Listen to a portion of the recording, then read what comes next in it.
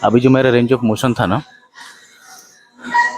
Slow wait को छोड़ना और फास्ट स्क्वीज करना, इस तरह से अगर तुम अपने मसल को कॉन्ट्रैक्ट करोगे ना तो गारंटी कि 1-2 रेप्स कम जाएगा, और थोड़ा फास्ट करोगे तो 1-2 रेप्स ज़्यादा जाएगा। लेकिन जो स्लो वाला करोगे ना, स्लो वेट को छोड़ोगे और थोड़ा सा फास्ट स्क्वीज करोगे, उससे जो तुम्हारे मसल पे इम्पैक्ट आएगा वो 4 रेप्स एक्स्ट्रा मारने से भी नहीं आएगा।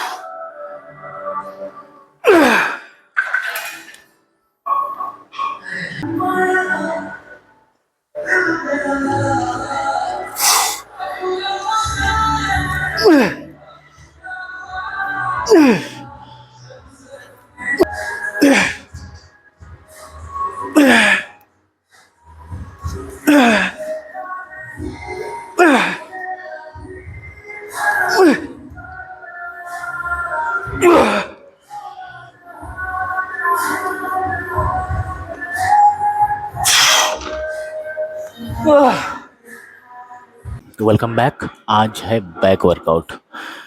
आज सबसे पहले ना मैं तुम लोगों को एक चीज़ बताता हूँ। एज अ बिगिनर जब मैंने वर्कआउट स्टार्ट किया था, जब मैंने सोचा था कि मैं अपनी बॉडी को ट्रांसफॉर्म कैसे करूँ, तो मैं लोगों की वीडियोस और वर्कआउट और चीज़ें सप्लीमेंट देकर यही सोचा था कि यार बॉडी बनाने के लिए तो प्रोटीन लेना पड़ेगा, सप्लीमेंट्स लेना पड़ेगा, ट्रेनर लेना पड़ेगा, और बहुत सारी चीज़ें जो वीडियोज़ में शो ऑफ 90% लोग करते हैं। रियलिटी इसका अपोजिट है। तो मैं तुम्हें बहुत ही आसान भाषा में ये बताऊंगा कि असल में एज अ बिगिनर आपको करना क्या चाहिए। देखो, अब ये चीज़ें ना तुम्हें कोई नहीं बताएगा यूट्यूब पे, क्योंकि लोगों को लगता है कि ये चीज़ें बोरिंग होती है। लोगों को बस अपने मसल्स शो करना, सप्लीमेंट्स शो करना कि देखो मेरा ये स्टैक है, वो स्टैक है, इसमें ज़्यादा मज़ा आता है और लोगों को देखने में भी मज़ा आता है। पर अगर 1% लोग भी जो जिसने अभी अभी वर्कआउट करना स्टार्ट किया है, या फिर ये सोच रहा है कि मैं भी वर्कआउट स्टार्ट करूँगा, मैं भी बॉडी बनाऊँगा, उसको क्या करना चाहिए। देखो, सबसे पहले तो तुम वीडियोस देखकर वर्कआउट करना बंद कर दो, ठीक है। वीडियोस देखकर सप्लीमेंट लेना, क्रेटीन लेना, प्रोटीन लेना, ये सब चीज़ें बंद। वीडियोस को देखकर, यूट्यूब देखकर कुछ भी चीज़ें स्टार्ट मत करो। जिम जाओ और वर्कआउट करो। इसके अलावा तुम्हें कुछ भी सोचने की ज़रूरत नहीं है, ना डाइट के बारे में, ना प्रोटीन के बारे में, ना सप्लीमेंट्स के बारे में, कुछ भी, किसी भी चीज़ के बारे में नहीं। क्योंकि तुम्हारी बॉडी को अभी इन सब चीज़ों की बिल्कुल ज़रूरत नहीं है, और जितनी क्वांटिटी में ज़रूरत है वो ऑलरेडी तुम्हारी बॉडी में है। बस तुम अपना खाना ठीक करो घर पे, जो भी खाना है, चावल, दाल, सब्ज़ी, कुछ भी है, अपनी 4 टाइम की मील लो और बस वर्कआउट करो। और ये कंटिन्यू तुम्हें बस सिर्फ 6 महीने करने हैं। और मैं गारंटी के साथ कह सकता हूँ कि जो 6 महीने में तुम्हारी फिजिक बनेगी ना, वो तुम देखना जो सप्लीमेंट्स लेकर कर रहा है ना, उसकी भी नहीं बनेगी। मैं गारंटी के साथ कह सकता हूँ कि क्योंकि तुम्हारी बॉडी फास्ट रिजल्ट शो करेगी, क्योंकि वर्कआउट की उससे आदत नहीं है। वो एकदम अभी बेबी मसल है। जब तुम उसको स्टिमुलेट करोगे, पंप करोगे ना, तो वो मसल ब्रेक डाउन होगा और फास्ट रिकवरी होगी, क्योंकि तुम्हारी बॉडी में सारी चीज़ें ऑलरेडी है। हमारी बॉडी क्रेटीन भी बनाती है, प्रोटीन भी बनाती है, सब कुछ जो भी सप्लीमेंट्स हम बाहर से लेते हैं वो ऑलरेडी हमारी बॉडी में होता है। लेकिन इंटरमीडिएट या फिर थोड़े टाइम के बाद, जैसे मैं अभी अगर मैं वर्कआउट करता हूँ तो मुझे उन्हीं सब चीज़ों की ज़रूरत थोड़ा ज़्यादा मात्रा में होता है। जो मेरी बॉडी के अंदर है, जितनी क्वांटिटी में है, उससे मेरा पूरा नहीं होगा, उससे ज़्यादा ज़रूरत पड़ती है। इसलिए हम एक्स्ट्रा बाहर से लेते हैं, प्रोटीन हो गया, क्रेटीन हो गया, कुछ भी जो भी सप्लीमेंट्स। लेकिन बिगिनर्स को इन सब चीज़ों की ज़रूरत नहीं है। जितनी ज़रूरत है ना, उतनी ऑलरेडी तुम्हारी बॉडी में है। अब 6 महीने तुमने अगर दिल से सही से वर्कआउट किया ना, तो कितनी चीज़ें चेंज होगी तुम्हारी बॉडी में। एक तो तुम्हारा बॉडी एकदम चेंज आएगा, तुम्हें खुद दिखेगा मिरर में। दूसरी, तुम वर्कआउट करना सीख जाओगे। 6 महीने में तुम्हें ये पता चल जाएगा कि कौन से वर्कआउट करने से कौन से मसल बिल्ड होती है। थोड़ा बहुत तो अपने बारे में जान ही जाओगे खुद से।